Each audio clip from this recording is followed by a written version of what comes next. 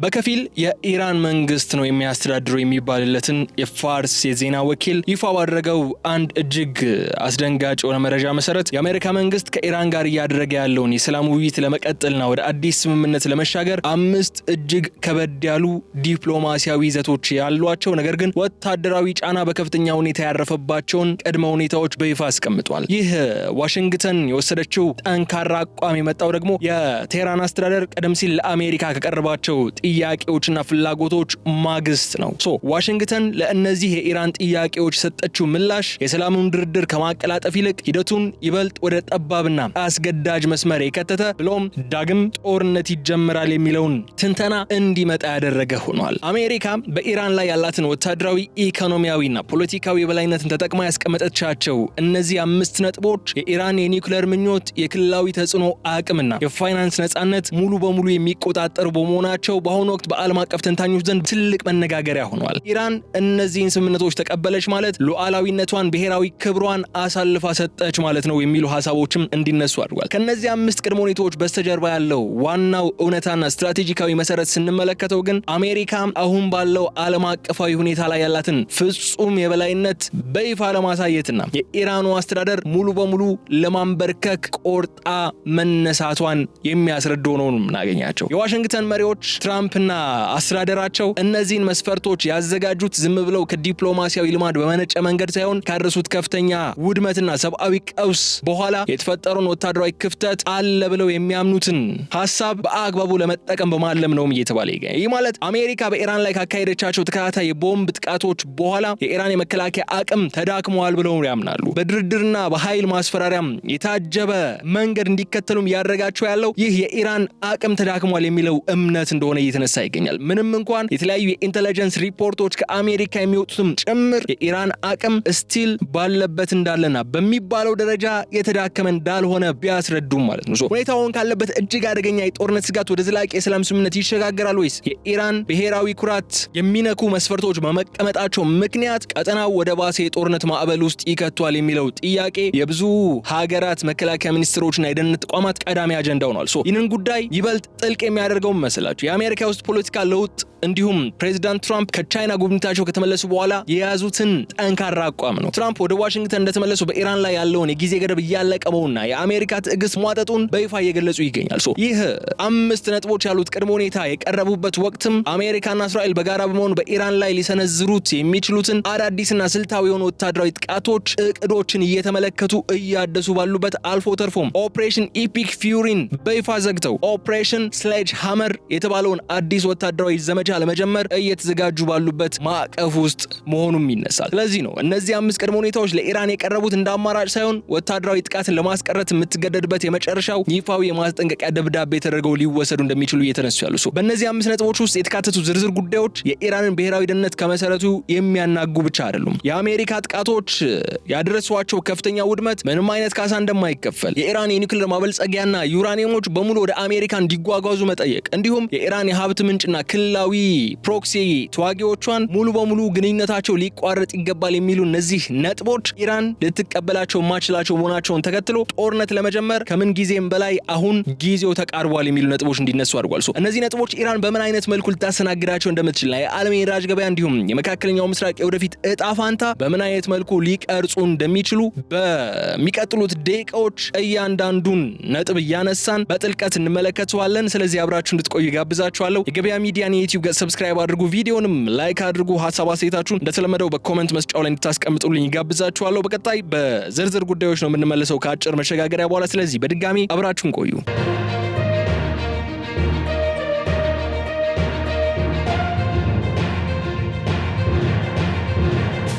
በከፊል በኢራን መንግስት ነው የሚተዳደረው የሚባለው የፋርስ የዜና ወኪል ይፋ ባደረገው መረጃ መሰረት ዋሽንግተን ለሰላሙ ሂደት መቀጠል ካስቀመጠቻቸው 5 ቅድመ ሁኔታዎች መካከል አንደኛውና ዋነኛው አሜሪካ ቀደም ሲል በኢራን ይዞታዎች ላይ ባካሄደቻቸው ተከታታይ የቦምብ ጥቃቶች ምክንያት ለደረሱት እጅግ ከፍተኛ የሆኑ ውድመቶች፣ ለመሰረተ ልማት መናጋትና ለንብረት መውደም ምንም አይነት የገንዘብም ሆነ የቁስ ካሳ ለመክፈል ፍጹም ፍላጎት እንደሌላት ማሳወቋን ነው የሚያሳየው። የመጀመሪያው ነጥብ ይሄ ነው። ይህ ውሳኔ ዋሽንግተን ላደረገችው ወታደራዊ እርምጃ በዓለም አቀፍ መድረክ ላይ ጥያቄነትን እንደማትወስድ በግልጽ ያሳየችበት ብቻ ሳይሆን ኢራን ላቀረበችው የካሳ ጥያቄ የተሰጠው ቀጥተኛና ደረቅ ምላሽ ሆኖ እናገኘዋል።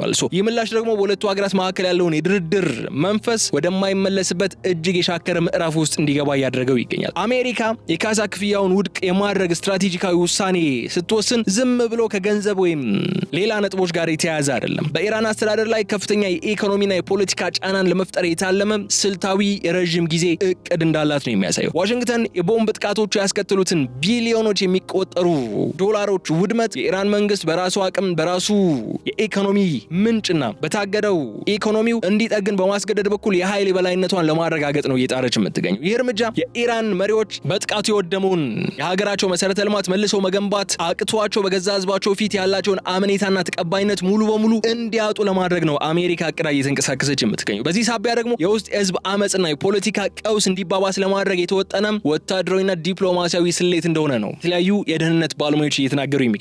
አሜሪካ በዚህ አቋሟ ለኢራን እያስተላለፈች ያለው መልእክት የጥቃቱ ሰለባ የሆናችሁት እናንተ ናችሁ፣ ጥገናውን የምትሸፍኑት እናንተ ናችሁ፣ ይህንን ካልተቀበላችሁ ግን ድጋሜ ጥቃት እንቀጥላለን የሚል አስገዳጅ መልእክት ነው በስውር በዲፕሎማሲያዊ መንገድ እያስተላለፈች የምትገኘው። ይህንን የካሳ ክፍያ እምቢተኝነት ይበልጥ ውስብስብ የሚያደርገው መሰላችሁ በዓለም አቀፍ ህግጋትና በተባበሩት መንግስታት ድርጅት መርሆች መሰረት ላይ ሊጥል የሚችለውን ጥቁር ጥላ ነው። በአጠቃላይ ዓለም አቀፍ ስርዓት ውስጥ የአንድን ሉዓላዊ ሀገር መሬት በቦምብ ደብድቦ ጉዳት ካደረሱ በኋላ ካሳ አልከፍልም የሚሉት እምቢተኝነት የሀያላን ሀገራትን የጡንቻ ፖለቲካ በይፋ የሚያውጅና የዓለም አቀፍ ተቋማትን ተአማኒነት በከፍተኛ ሁኔታን የሚንድ ነው። ይህ የአሜሪካ ጽኑ አቋም በኢራን ያሉ ሃርድ ላይነሮች ወይም እነዚህ ጠንካራ አቋምን የሚያራምዱ ኃይሎች ይበልጥ እንዲቆጡ የሚያደርግ ነው። የአሜሪካን ንቀትና እምነት ማጣት ለህዝባቸው ያሳየችው ማለት ነው ትልቅ የፕሮፓጋንዳ መሳሪያ አድርገው ነው እየተጠቀሙበት የሚገኙ። ይሁን እንጂ የኢራን ኢኮኖሚ አሁን ባለበት ሁኔታ የዋጋ ንረት በሚስተዋልበት በዚህ ሰዓት የነዳጅ ሽያጯ ፈተናዎች በተደቀኑበት በዚህ ወቅት ይህንን የአሜሪካ ውሳኔ ተቋቁማ የፈረሱ ወታደራዊና ሲቪል ተቋማቶቿን መልሳ ለመገንባት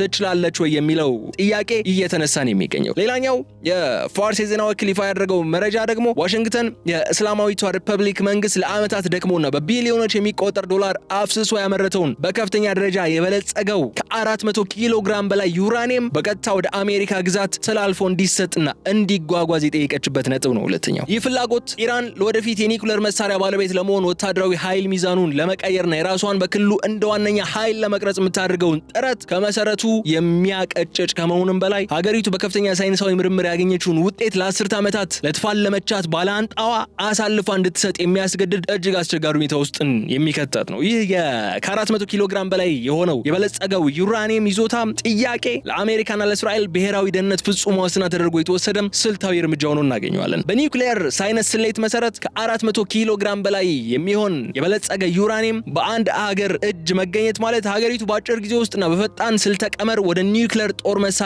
ብሬክአውት ታይም ለመሸጋገር የሚያስችላትን ወሳኝ ግብአት አከማችታለች ማለት ነው። አሜሪካ ይህንን ከፍተኛ መጠን ያለው ዩራኒየም ከኢራን መሬት ላይ ነቅላ በእጇ በማስገባት ቴህራን በፍጥነት የኒውክሌር ቦምብ ባለቤት የመሆን እድሏን በሙሉ ዜሮ ለማድረግ ነው እየጣረች የምትገኘው። ለኢራን ደግሞ ይህ የዩራኒየም ርክክብ ጥያቄ በድርድር ጠረጴዛ ላይ መቀበል ማለት በዓለም አቀፍ ደረጃ ላይ እጅግ አሳፋሪ በሆነ መልኩ እጅን መስጠት፣ ብሔራዊ ጥቅሟን አሳልፎ መስጠትና ለዓመታት በምዕራባውያን ማዕቀብ ውስጥ ሆኖ የተሰራን ሳይንሳዊ ልዕልና ዋጋ ማሳጣትን ስለሚያመለክት በሁለቱ ሀገራት መካከል ያለውን የድርድር ጠረጴዛ ይበልጥ ወደ ረብሻና ፍጥጫ ሊቀይረው እንደሚችል ነው የተገመተው። ይህንን የዩራኒየም ሽሚያ ይበልጥ አሳሳቢ የሚያደርገው መስላችሁ የአሜሪካና የእስራኤል ጥምር ጦር ከበስተጀርባ እያደረገ ያለው ወታደራዊ ዝግጅት ነው። ዋሽንግተን ይህንን ቅድመ ሁኔታ ስታቀርብ ኢራን ጥያቄውን ውድቅ ካደረገች የኒውክሌር ማዕከላቶቿ ሙሉ በሙሉ በቦምብ እንደሚደበደቡ በተዘዋዋሪ እየገለጸች ነው ያለችው የሚሉ ነጥብ ማንሳት እንችላለን። የትራምፕ አስተዳደር ከእስራኤል ጋር በመሆን በኢራን የኒውክሌር መሰረተ ልማቶች ላይ ሊሰነዘሩ የሚችሉ ጥቃቶችን እየገመገመ ነው በሚባልበት በዚህ ወቅት ይህ የዩራኒየም ርክክብ ጥያቄ ለቴህራን የቀረበው የሰላም አማራጭ ሳይሆን የህልውና ምርጫ ተደርጎ ነው። የኢራን ሳይንቲስቶች በድብቅ ዋሻዎቻቸውና ከመሬት በታች በገነቧቸው ማዕከላት ውስጥ ያከማቹትን ይህንን ውድ የሆነውን ሀብታቸውን አሳልፎ ለመስጠት የሀገሪቱን ሃይማኖታዊና ወታደራዊ መሪዎች ፍጹም ፍቃደኛ እንደማይሆኑ ይታወቃል። በሌላ በኩል ግን ጥያቄ ባለመቀበል የሚያስከትለው ወታደራዊ መዘዝ ደግሞ እጅግ የከፋ እንደሚሆን ይታወቃል። አሜሪካ እዚህ ላይ የተጫወተችው ጨዋታ ምን መሰላችሁ? አስረክቡኝ፣ ካልሆነ ግን ዳግም ጥቃት ይቀሰቀሳል፣ ዳግም ጦርነት እንዲነሳ ያደረጋችሁ ያላችሁት ደግሞ እናንተ ናችሁ የሚልን ኃላፊነቱን ነው እያስረከባቻቸው የምትገኘው። ለሚኖር የተራዘመ ጦርነት ከዚህ በኋላ ኃላፊነቱን የምትወስደው ኢራን ነች። እነዚህን መስፈርቶች ልትቀበል ባለመቻሏ ኒውክሌር ፓወርን ፐርሱ ለማድረግ በመምረጧ ከሰላም በላይ ነው እንደዚህ አይነት ነገር የተፈጠረው የሚልን ናሬቲቭ ናሬቲቭ ነው ቢልድ ለማድረግ እየጣሩ የሚገኙት። በሌላ በኩል በዚህ የፋርስ የዜና ወኪል መረጃ መሰረት ዋሽንግተን በጠቅላላው የእስላማዊቷ ሪፐብሊክ ሰፊ ግዛት ውስጥ በአሁኑ ወቅት በስራ ላይ ካሉት በርካታ የኒውክሌር ማዕከላት ውስጥ እንዲሁም ሌሎች የምርምር ጣቢያዎችና ከመሬት በታች ካሉ ሚስጥራዊ ዋሻዎች መካከል አንድ ብቸኛና የተወሰነ የኒውክሌር ተቋም ብቻ በስራ ላይ እንዲቆይ፣ ሌሎቹ ግን በሙሉ በአስቸኳይ እንዲዘጉና እንዲፈርሱ የሚያስገድድ መስፈርትም ነው ያስቀመጠችው አሜሪካ። እንዲዘጉና እንዲፈርሱ በይፋ ስታስገድድ የውሳኔ ኢራን ለዓመታት በተለያዩ የሀገሪቱ ክፍሎች በታትና የገነባቻቸውን ከአየር ጥቃት ለመከላከል አስቸጋሪ በሆኑ ተራራማ ስፍራዎች ውስጥ የሸሸገቻቸውን የኒውክሌር ተቋማት በአንድ ጀንበር የማክሰም ፍላጎት ያለው ከመሆኑም በላይ የቴህራንን የሳይንስ ምርምር ስፋትና ጥልቀት ሙሉ በሙሉ የሚገድብ ታላቅ እርምጃ ነው የሚሆነው። አንድ ተቋም ብቻ እንዲቀር የማድረጉ ስልታዊ እቅድ አሜሪካ እስራኤልና ዓለም አቀፉ የኒውክሌር ኃይል ኤጀንሲ የኢራንን የዕለት ተዕለት እንቅስቃሴ ያለምንም መንገላታት በቅርብ ርቀትና በአነስተኛ ወጪ ሙሉ በሙሉ ለመቆጣጠር እንዲችሉ ለመርዳት የታለመ ነው። ቀደም ባሉት ዓመታት ኢራን እንደ ናታንዝ፣ ፎርዶ፣ አርክ ባሉ የተለያዩ ስፍራዎች የኒውክሌር ማዕከላትን በመገንባቷ ምክንያት የምዕራባውያን የስለላ ድርጅቶችና የዓለም አቀፍ መርማሪዎች የትኛው ቦታ ምን አይነት ሚስጥራዊ የዩራኒየም ማበልጸግ ስራ እንደሚሰራ በትክክል ለመለየትና ፍተሻ ለማድረግ እጅግ ተቸግረው እንደነበሩ ነው የሚገለጸው። አሁን ግን ሁሉንም የኒውክሌር እንቅስቃሴ በአንድ ጣሪያ ስር ማጠቃለሉ የኢራንን የመከላከያ የደህንነትና የሳይንስ ሚስጥሮች ለአደጋ የሚያጋልጥ ነው። ይህ ስልተ ቀመር ተግባራዊ ሆነ ማለት ዋሽንግተንና ቴልአቪቭ ሳተላይቶቻቸውና ሰላዮቻቸውን በአንድ ነጥብ ላይ ብቻ በማተኮር የኢራንን የኒውክሌር ጡንቻ በማንኛውም ሰዓት በቀላሉ ለመከታተልና እርምጃ መውሰድ አስፈላጊ ሆኖ ሲያገኙትም እርምጃ ለመውሰድ ያስችላቸዋል ማለት ነው። ይህንን የቴክኖሎጂ ቁጥጥር ጥያቄ ለኢራን መሪዎች እጅግ መራራ የሚያደርገው ለምን መሰላችሁ? የሀገሪቱን ወታደራዊ ሉዓላዊነት ስሜት ከመሰረቱ የሚንድ በመሆኑ ምክንያት ነው። ሁሉንም የኒውክሌር ተቋማት ዘግቶ በአንድ ማዕከል ብቻ መወሰን ማለት የኢራን መንግስት የራሱን የውስጥ ደህንነት ለመጠበቅ የሚጠቀምበትን ተበታተነው የመከላከያ ስልት ስትራቴጂክ ደብዙን በገዛ እጁ ማፍረስ ማለት ነው። በተለይ እስራኤልና አሜሪካ በጋራ በመሆን በኢራን ላይ ወታደራዊ ጥቃት ለመሰንዘር እያደሱ ባሉበት በዚህ ወቅት ወይም እያጤኑ ባሉበት በዚህ ወቅት ሁሉንም የኒውክሌር ሀብት በአንድ ተቋም ውስጥ ማከማቸት ለጠላት የአየር ጥቃት ምቹና ቀላል ኢላማ አሳልፎ ከመስጠት የሚቆጠር ነው። ይሁን እንጂ ይህንን ጥያቄ ውድቅ ማድረግ በራሱ የሰላሙን ሂደት የሚያስቆምና ዋሽንግተን ቀደም ሲል ባካሄደቻቸው ጥቃቶች ምክንያት የፈረሱትን ሌሎች መሰረተ ልማቶች ሊበልጥ ለማውደም የምትጠቀምበት ምክንያት ይሆናታል። ኢራን በዚህ የዲፕሎማሲ ወጥመድ ውስጥ ሆና የምትወስደው ውሳኔ የሀገሪቱን ወደፊት እጣ ፋንታ በእጅጉን የሚወስን የሚሆነው።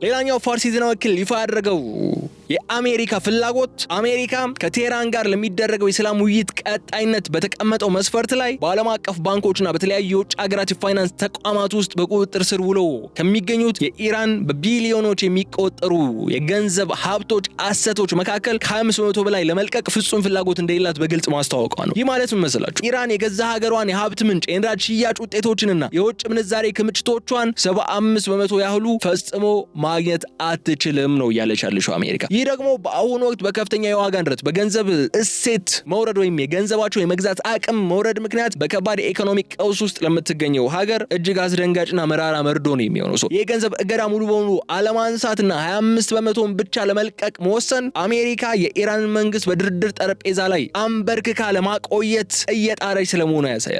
አሜሪካ የኢራንን ካዝና ባዶ ሆኖ እንዲቀጥል በማድረግ ሀገሪቱ ቀደም ሲል በአሜሪካ የቦምብ ጥቃቶች የፈረሱባትን ወታደራዊና ሲቪል መሰረተ ልማቶች መልሳ ለመገንባት የሚያስፈልጋትን የካፒታል አቅም እንድታጣ ነው እየጣረች የምትገኘው። ይህ የፋይናንስ ጠብታ አቅርቦት ስትራቴጂ ወይም ፋይናንሻል ድሪፒንግ ስትራቴጂ ተብሎ የሚታወቀው አካሄድ ኢራን ለቀጣዮች የፖለቲካና ወታደራዊ ጥያቄዎች ይበልጥ ታዛዥ፣ ተገዢ እንዲሁም የኢኮኖሚ ህልውና በአሜሪካ ፍቃድ ላይ ብቻ የተመሰረተ እንደሆነ እንድትረዳና የውስጥ የኑሮ ውድነቱ ያስመረረው ህዝብም በመንግስቱ ላይ ሊነሳ እንደሚችልና አሜሪካም ተቃውሞውን ለማቀጣጠል ስውር እንዲሁም የረጅም ጊዜ ፖለቲካ ቁማር እየቆመረች ስለመሆኑ የሚያሳይ ተደርጎ ነው እየተወሰደ ያለው። ከዚህ በተጨማሪ የእርምጃ ዋሽንግተን የኢራንን ቀጠናዊ እንቅስቃሴ በገንዘብ ረሃብ ለመቅጣትም ማቀዷን ነው የሚያሳየው። አሜሪካና የደህንነት አጋሮቿ በተለይም እስራኤል ኢራን የምታገኘውን ማንኛውም ከፍተኛ የገንዘብ ፍሰት በመካከለኛው ምስራቅ ለሚገኙ ለእስራኤል በተለይ ስጋት መሆናቸው የሚነሱ እንደነ ሂዝቦላህ፣ ሐማስ እንዲሁም ሁቲ የመሳሰሉ የፕሮክሲ ኃይሎች ወታደራዊ ድጋፍ ለማድረግ የምትጠቀምበት ገንዘብ ነው ብለው በጽኑ ያምናሉ።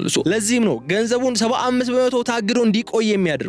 የቴህራን የውጭ ድጋፍ መስመር ሙሉ በሙሉ በማድረግ ቀጠናዊ ተጽዕኖ አቅሟን ለማዳከም ነው የጣሩ የሚገኙት። ኢራን አሁን ባላት ኢኮኖሚያዊ ሁኔታ ውስጥ የ25% አነስተኛ የገንዘብ አቅርቦት ይዛ የውስጥ ቀውሷን ለመፍታትና የፈረሱባትን ተቋማት ለመጠገን የምታደርገው ጥረት እጅግ አዳጋች ከመሆኑም በላይ ጥያቄውን አለመቀበል ደግሞ የቀረውን የገንዘብ ተስፋ ሙሉ በሙሉ የሚያጨልም ነው። አሜሪካ ኢራንን ተንበርከኪ፣ እጅሽን ስጪ የሚሉ መልእክቶችን ነው በእነዚህ ነጥቦች እያስተላለፈች የምትገኘው። ሌላኛው በፋርስ የዜና ወኪል ይፋ የተደረገው መረጃ የሰላም ሂደቱ እንዲቀጥል ከተፈለገ በሁሉም ግንባሮች በተለይም በሊባኖስ ያለው የጦርነትና የትጥቅ ፍጥጫ ጉዳይ በድርድር ጠረጴዛ ላይ ተቀምጦ በአስቸኳይ መቋጫ ሊበጅለት እንደሚገባም በይፋ የሚያስገድደው ፍላጎቷ ነው። ይህ ውሳኔ ዋሽንግተንና ቴህራን የሚያደርጉት ስምምነት በሁለቱ ሀገራት ላይ ብቻ የሚወሰን ሳይሆን አጠቃላዩን የመካከለኛው ምስራቅን ቀውስ በተለይም የኢራን ቀጠናዊ ኃይል ተጽዕኖ እንዲሁም የትጥቅ ትስስር ሙሉ በሙሉ የሚፈታተን እጅግ ስስ የሆነ ዲፕሎማሲ መስፈር ተደርጎ ቀርቧል። ይህ በሊባኖስ ግንባር ላይ የተነሳው ጥያቄ አሜሪካ የቀጠናውን ዘላቂ ሰላም ከአጠቃላይ የኢራን ባህሪና የውጭ ጉዳይ ፖሊሲ ለውጥ ጋር በጥብቅ አያይዛ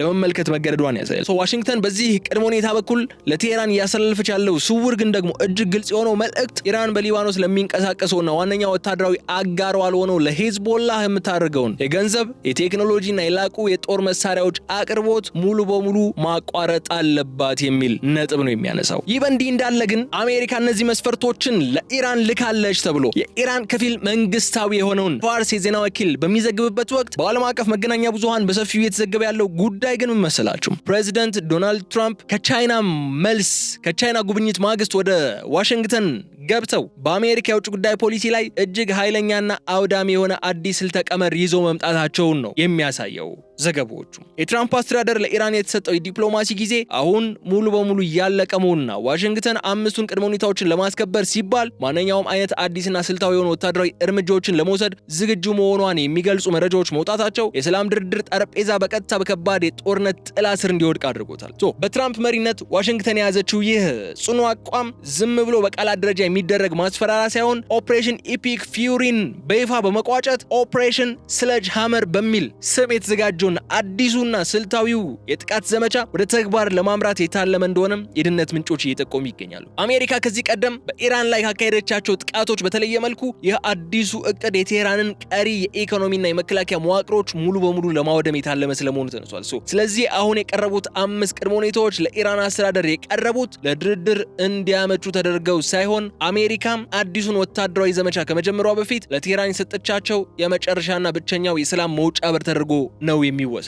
ይህንን የፖለቲካ ለውጥ ለኢራን ይበልጥ አሳሳቢ የሚያደርገው ለምን መሰላችሁ? ትራምፕ ከቻይና ጉብኝታቸው በኋላ ያላቸውን ዓለም አቀፋዊ የኃይል አስተላለፍ ለማጠናከር ማቀዳቸው ነው የሚያሳየው። ዋሽንግተን ቤጂንግ በኢራን ላይ የምታደርገውን የኢኮኖሚ ድጋፍ እንድትቀንስ ወይም ገለልተኛ እንድትሆን ዲፕሎማሲያዊ ጥረት ካደረገች በኋላ ቴህራን በዓለም አቀፍ መድረክ ላይ ያላትን የሀያላን ሀገራት ጋሻ ለመንጠቅ ነው የሞከረችው። ይህ ሁኔታ ደግሞ የኢራን መሪዎች በከፍተኛ ግፊት ክሎክ ኢዝ ቲኪንግ የሚለውን ወይም ሰዓታች እየቆጠረ ነው የሚል ማስፈራሪያ ውስጥ የከተታቸው ስለመሆኑ እየተነሳ ነው። በአሜሪካ በኩል ያለው የጊዜ ሰሌዳ መጣደፍ ደግሞ የዲፕሎማሲያዊ ንግግሩን እድል በከፍተኛ ሁኔታ እንዲጠብ ያደረገው ይገኛል። ኢራን በትራምፕ አስተዳደር በኩል የሚመጣውን ይህንን ፍጹም የሆነ ጡንቻ ፖለቲካ ተቋቁማ ለመቀጠል የምታደርገው ስሌት ሀገሪቱን በቀጥታ ወደ ከፋ ወታደራዊ ግጭት ሊመራት እንደሚችል ነው በሰፊው አሁን ግምቶች እየወጡ የሚገኙት። ከተለያዩ ዓለም አቀፍ የደህንነት ምንጮች እየወጡ የሚገኙ መረጃዎች በግልጽ የሚያሳዩት አሁን መስላችሁ አሜሪካና እስራኤል በጋራ በመሆን በኢራን እስላማዊት ሪፐብሊክ ላይ ሊሰነዘሩ የሚችሉ አዳዲስና እጅግ አውዳሚ የሆኑ ወታደራዊ ዘመቻዎችን በይፋ ለማደስና ወደ ተግባር ለመቀየር ከፍተኛ ዝግጅት እያደረጉ ይገኛሉ ነው ያሉት። ይህ የሁለቱ ሀገራት የጋራ ወታደራዊ ቁመና ዋሽንግተን ለሰላሙ ሂደት ማስቀጠያ ያቀረበቻቸውን ጠንካራ ቅድመ ሁኔታዎች በኃይል ለመደገፍ የታለመ መሆኑና ኢራን በዲፕሎማሲው መስመር ፍላጎቶቿን የማትቀበል ከሆነም የሚጠብቃት መፍትሄ የአሜሪካና የእስራኤል ጥምር የአየርና የሳይበር ጥቃት ስለመሆኑ በይፋ የሚያረጋግጥ መረጃ ተደርጎ ተወስዷል። ይህ የአሜሪካና የእስራኤል የጋራ ወታደራዊ ዝግጅትም ዝም ብሎ በድንበር አካባቢ ለሚደረግ መከላከያ አይደለም። የኢራንን መላው የደህንነት መዋቅር ለመበጣጠስና ለመበጥበጥ ያለመ ስልታዊ ጥምረት ነው። የእስራኤል የስለላና የወታደራዊ መዋቅር የኢራንን የኒውክሌር ተቋማት፣ ከመሬት በታች ያለው የሳይንስ ማዕከላትና የሚሳኤል ማከማቻ ዋሻዎችን ሙሉ በሙሉ ለማጥፋት እቅዱን ሲያወጣና ልምምድ ሲያደርግ መቆየቱም ይታወቃል ብሏል መረጃው።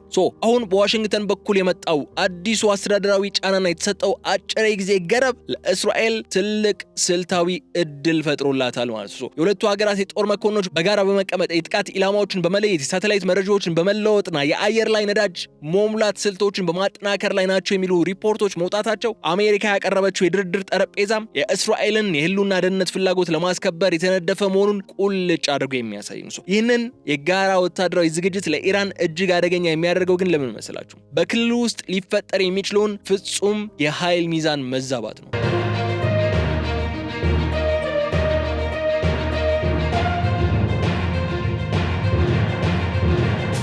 እስራኤል በሊባኖስና በሶሪያ ያሉ የኢራን ወኪል ኃይሎች በከፍተኛ ሁኔታ ለማዳከም ጥረት በምታደርግበት በዚህ ወቅት ከአሜሪካ ጋር የፈጠረችውን ይህ ጥምረት ደግሞ የቴህራንን መከላከያ ሙሉ በሙሉ ዋጋ ቢስ ሊያደርግ የሚችልበት አቅም እንዳለ ተሰግቷል።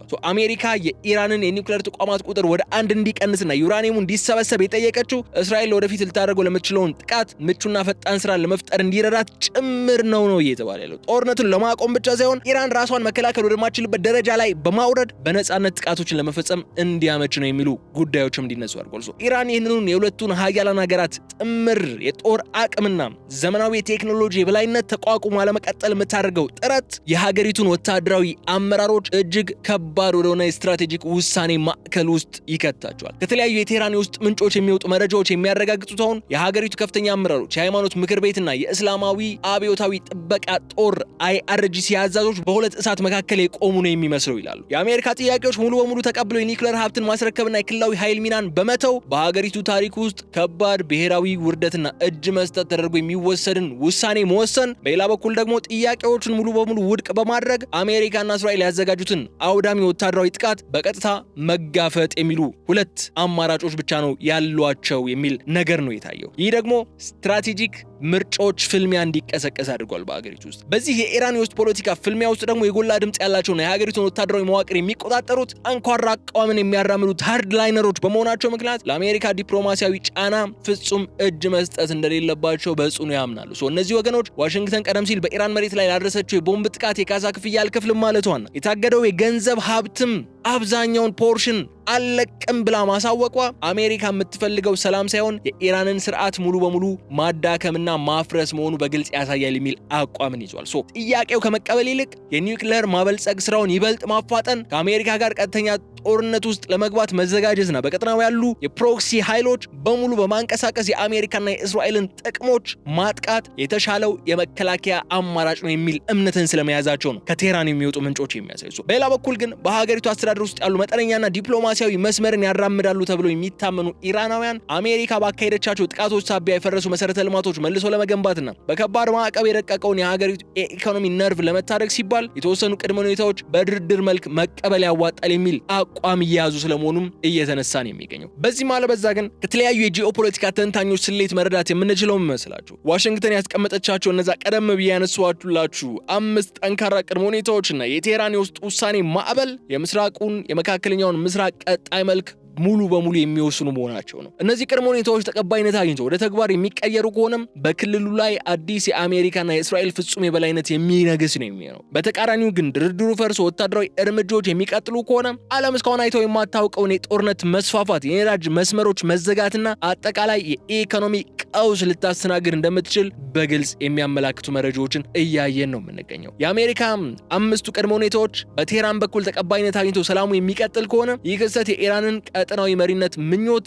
ሙሉ በሙሉ የሚያከትምለት ይሆናል። የኒውክሌር ፕሮግራሟ በአንድ ተቋም ተገድቦ የበለጸገው ዩራኒየሟ ወደ አሜሪካ ተግዞ እንዲሁም በሊባኖስና በሌሎች ግንባሮች ያሉ ኃይሎቿ ድጋፍን አቋርጣ ኢራን ተስማማች ማለት እስራኤል ለዓመታት ልትሰጋው የነበረውን ታላቅ የደህንነት አደጋ በአንድ ጊዜ ሙሉ በሙሉ ተገላግላ በአሸናፊነት ከዚህ ጦርነት ወጣች የሚል ጉዳይ ነው የሚያረጋግጥልን። ይህ ሁኔታ የአረብ ሀገራት ከአሜሪካና ከእስራኤል ጋር ያላቸውን ስልታዊ ትስስር ይበልጥ እንዲያጠናክሩ የሚያደርግ፣ ኢራን ደግሞ በክልሉ ያላትን ወታደራዊና ፖለቲካዊ ተሰሚነት አጣ ወደ ውስጣዊ የኢኮኖሚ ጥገናዋ ብቻ እንድታተኩር የሚያስገድድ ሁኔታ ነው የሚፈጥረው። ነገር ግን ታሪኩ ተገልብጦ ኢራን እነዚህን ጥያቄዎች ብሔራዊ ውርደት ናቸው በሚል ሙሉ በሙሉ ውድቅ አድርጋቸው የምትቀጥል ከሆነ የዓለም ፖለቲካ በቀጥታ ወደማይቀረው ታላቅ የጦርነት ቀጠና ውስጥ ይገባል። አሜሪካም እንዲሁም እስራኤል በጋራ ያካሂዱታል ተብሎ የሚጠበቀው አዲሱን ኦፕሬሽን ኢፒክ ፊሪ ወይም ኦፕሬሽን ስሌጅ ሃመር በይፋ መተግበር የሚጀምሩ ነው የሚሆነው። ኢራን በበኩሏም ያላቱን የረጅም ርቀት ሚሳይሎችና ሰው አልባ አውሮፕላኖችን በመጠቀም በእስራኤልና በቀጠናው ባሉ የአሜሪካ ወታደራዊ ማዕከላትና አጋር ሀገሮች ላይ የአጸፋ እርምጃ መውሰዷ የማይቀር ነው።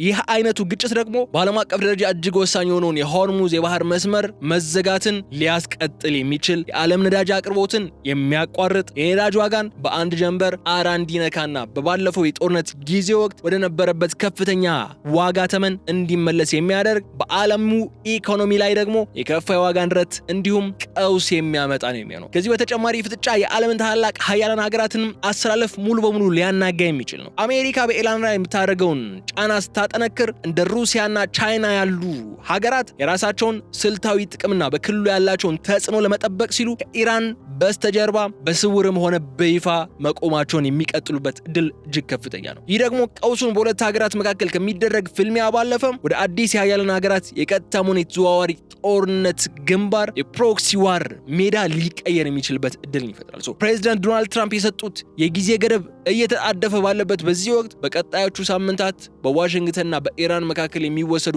እርምጃዎች የዓለማችንን ታሪክ ወደ አዲስና አስገራሚ ምዕራፍ የሚያሸጋግሩ ስለመሆናቸው ጥርጥር የለውም። በሰላሙም በጦርነቱም በማለት የዕለቱን የልዩ ጥንቅር ቆይታችን እዚህ ላይ እንቋጫለን። የተከበራችሁ የገበያ ሚዲያ ተከታታዮቻችን አብራችሁን በመቆየት ስለተከታተላችሁኝ እጅግ አድርጌ አመሰግናችኋለሁ። የገበያ ሚዲያን የዩቲዩብ ገጽ ሰብስክራይብ አድርጉ፣ ቪዲዮንም ላይክ አድርጉ፣ ሀሳብ አስተያየታችሁን በኮሜንት መስጫው ላይ አስቀምጡ። ቀሪ የገበያ ሚዲያ ፕሮግራሞች ይቀጥላሉ፣ ሰዓታቸውን ጠብቀው ወደ እናንተ ይደርሳሉ። እነሱ እንድትከታተሉ ጋብዛችኋለሁ። እኔ ግን እዚህ ጋር እሰናበታለሁ። የተከበራችሁ የገበያ ሚዲያ ተከታታዮቻችን በቀጣይ በሌላ ጉዳይ መልሰን እስክንገናኝ ድረስ በቸር እንድትቆዩልኝ እመኛለሁ። ሰላም።